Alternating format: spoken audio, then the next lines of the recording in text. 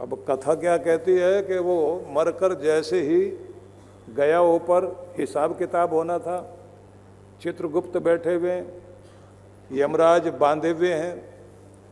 यमराज ने चित्रगुप्त से पूछा, इस प्राणी का हिसाब किताब बताइए। बोले, इतने सारे कर्म खराब कर रखे, 2000 साल तक नरक भोगना है इसने, 2000 साल।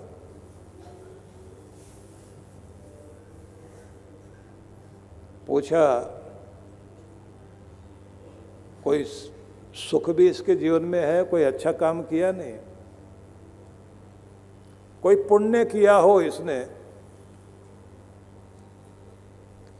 वो भी जरा देख लीजिए। देखकर बताया गया, आखिर में इससे गलती से एक पुण्य हो गया, जानबूझ के तो पाप किए। आखिर में इसने भगवान को फूल चढ़ाकर और सच्चाई से कहा कि मैंने गुनाह किए हैं, अब माफ़ी मांगने से होना भी कुछ नहीं, बस अपने आखिरी पल तुम्हें दे रहा हूँ, ये जो सांस निकलने वाला समय है, अब मुझे दुनिया याद नहीं, तू याद है। तो इसको कुछ पलों का स्वर्ग मिल सकता है,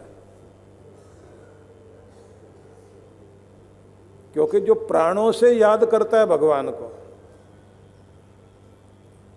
उस पर कृपा बहुत होती है। श्वास श्वास में नाम जप, वृथा श्वास मत खोए, न जाने इस श्वास का आवन होए ना होए। तो इसने प्राणापन से याद किया और याद करते करते प्राण छोड़े हैं, तो इसको स्वर्ग मिलेगा कुछ पलों का। और सिर्फ स्वर्ग नहीं, राजा इंद्र के सिंहासन पर बैठने का मौका मिलेगा कुछ पलों के लिए। बाकी तो 2000 सालों तक दुख भोगेगा। इससे पूछा गया कि नरक वरक पहले भोगना है या स्वर्ग देखना है?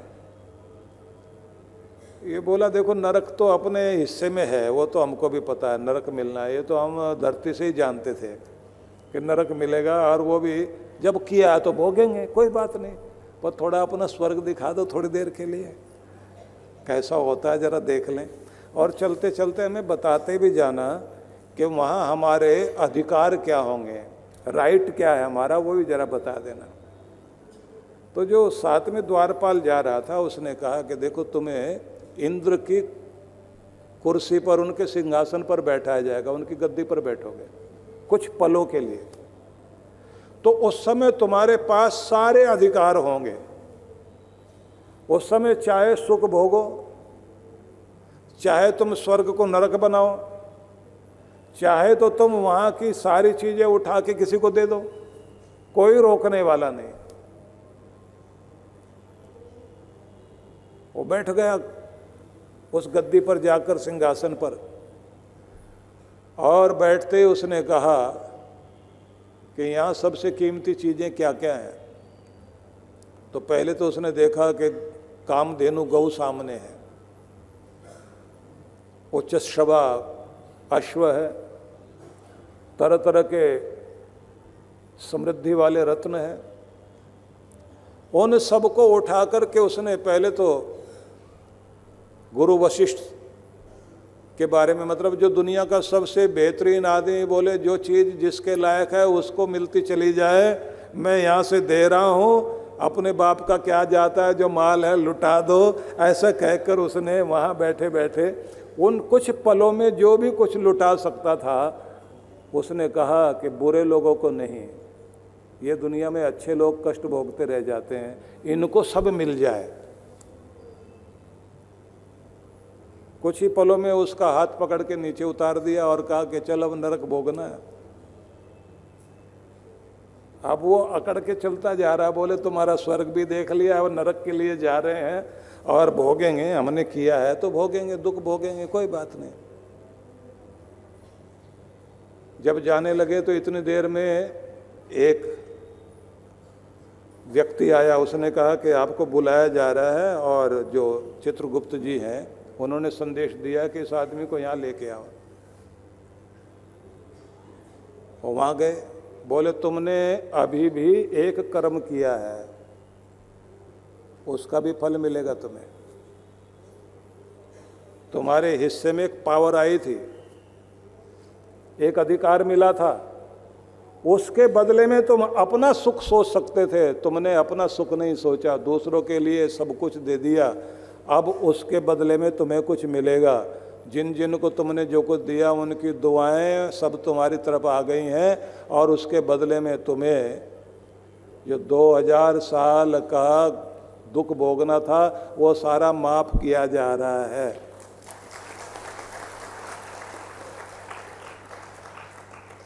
बोले अब क्या होगा? बोले अब ये होगा कि जिस दुनिया में आए वहीं फिर फेंका जाएगा।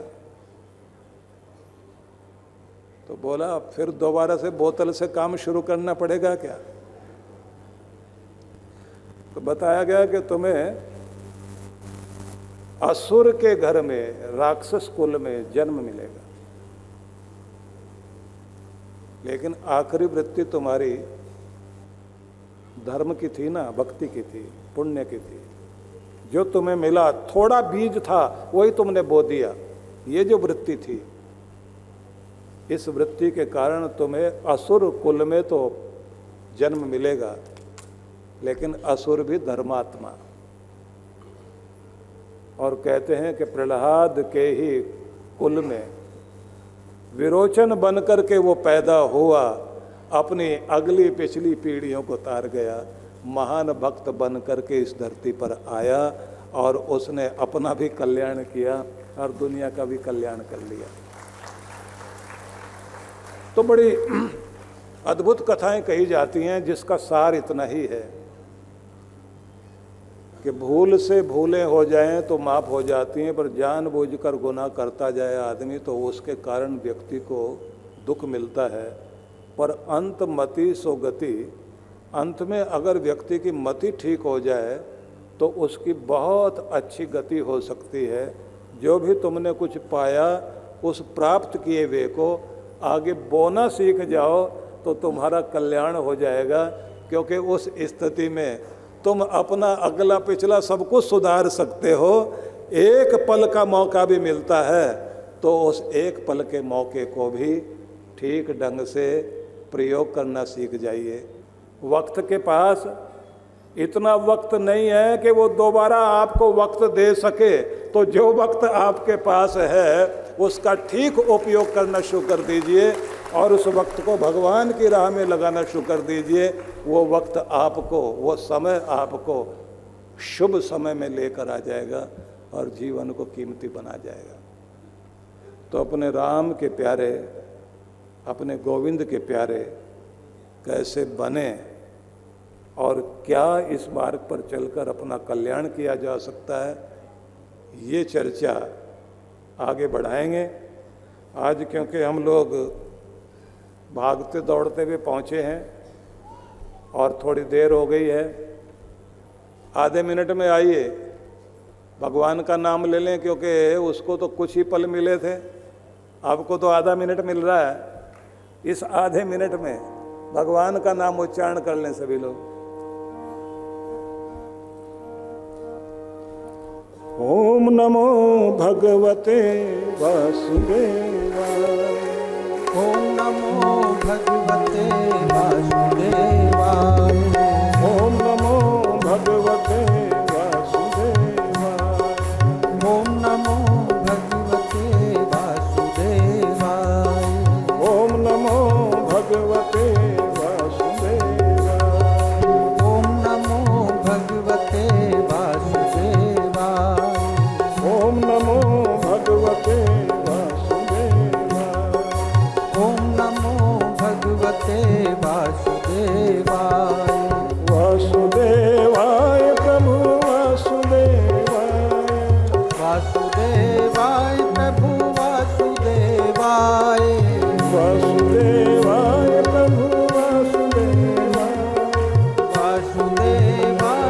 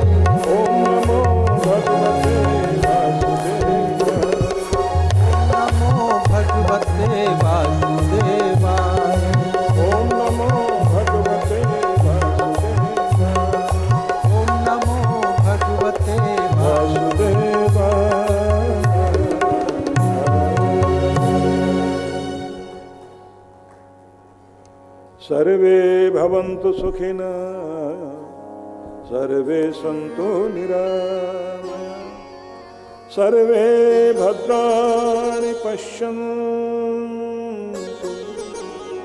मा कश्चित् दुःखभाग् भवेत् शान्ति शान्ति।